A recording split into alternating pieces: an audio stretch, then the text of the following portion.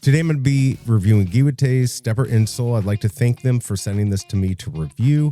I actually put these in my shoes. This is what the back looks like. This morning I went for a run and I put them in my shoes. I ran for about an hour. This actually, it's an Amazon choice. It does really well. 1,000 of these were sold last month in October 2025. It gets a 4.1 stars. I normally like to see 4.4. So what I'm going to tell you about this is running them over time, my foot started getting fatigued. So for running, I wasn't that impressed. But when I was just walking around, it felt good. So I know they say these are for athletes. I personally can't recommend it for that. Now for walking around, it was very comfortable.